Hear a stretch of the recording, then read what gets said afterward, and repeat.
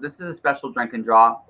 This was originally not scheduled, but he was like, I was like, after I interviewed, man, my name is just completely escaping. Jennifer Gordon. She actually recommended Richard to come on board and do something. And Richard's like, well, Richard last week won his battle with cancer, and it was like, well, if there's not a reason to celebrate, then why not right now and just do it like this?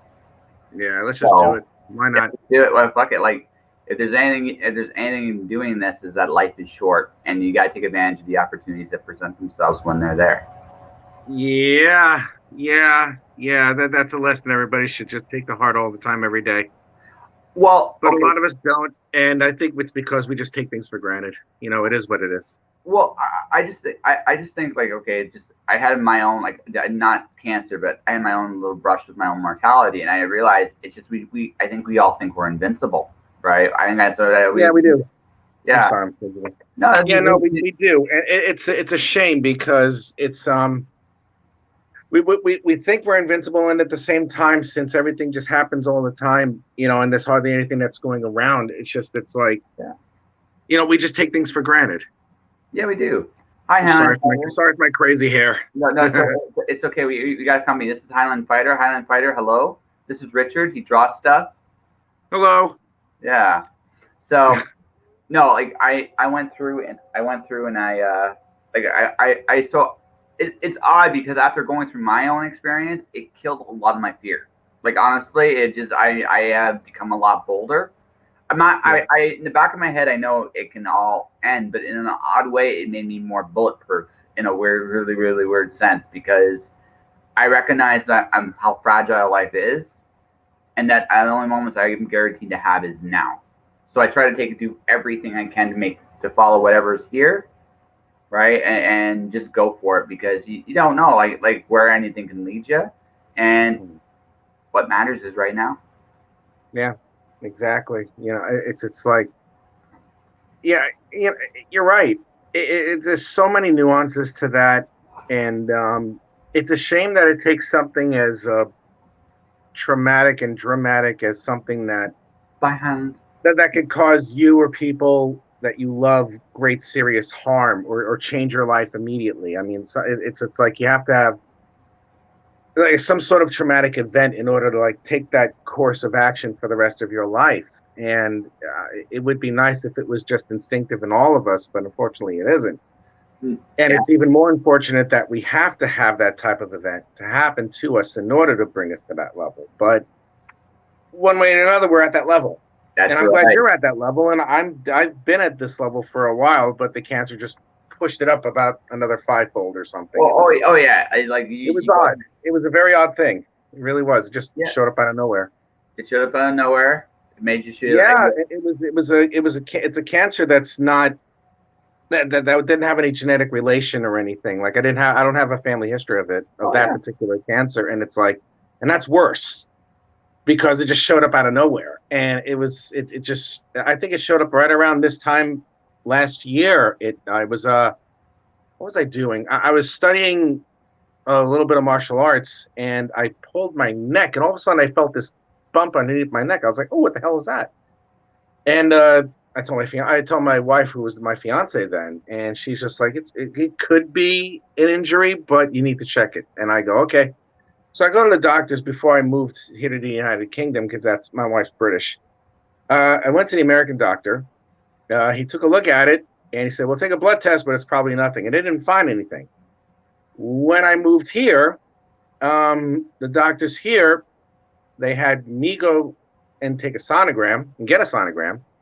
A minute after the sonogram, the doctor who was taking the sonogram said, "We need a biopsy." So they took a biopsy, and then a couple of weeks later, I was told that I have cancer. And that was fun.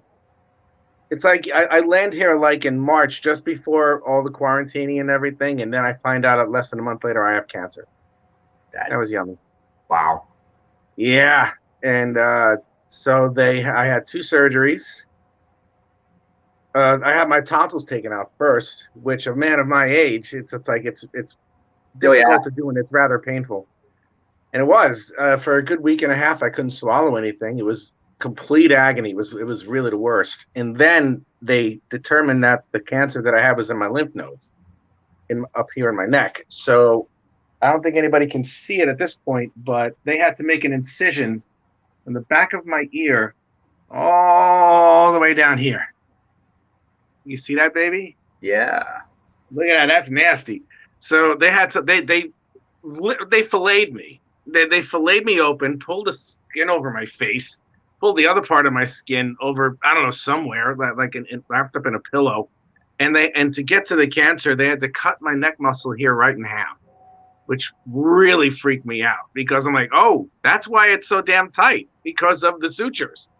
So they went in, cut the neck muscle, and then dug in, and they got the lymph nodes right underneath here, and they pulled that sucker out, and it's a 6-hour surgery, and then I had to do radiotherapy to prevent any other cancer, and yeah, I finished my treatment in the last day of August, and I had a PET scan, and then I got the all clear last week that I don't have cancer anymore. It's gone. You're like, holy fuck, I did it, right? Yeah, well, this has been a very interesting year. Yes. This has been a very, very interesting year. It's the worst and the best thing that ever happened to me, to be honest with you. It really is. I can see that. I'm sorry? I could honestly, I can kind of see that. Like it puts. There's so much out of your control. It's actually freaking terrifying. But yeah. At the same token, whenever you go through something like that, you come face to face with life, the universe, and everything. It's just you. Like, you can't run in situations like that. You don't have this ability to just basically go, hey, I can't. I can just put this off. No, this is like, you can't run. You can't hide. This is you, and whatever this is, and we're gonna have our little duking out contest right here, right now, or something to that effect, anyway. And if I'm still here, I've learned something, and I've taken something with me that's very. You become a lot. I find adversities like that, although I don't wish it upon anyone, because no one wishes it. Right? I don't mean it makes you stronger. It makes you stronger in ways that people just never fully, unless you go through it yourself, really fully understand. You lose a lot of you make peace with different parts of yourself you never realized you had, and you discover things too. That's true. That's very true. It's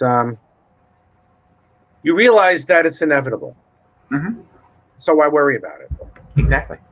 Why worry about it? It's like, I mean, whatever God you pray to, or whatever flying spaghetti monster, or dog, or whatever that you pray to, or something like that. It's like, it doesn't matter.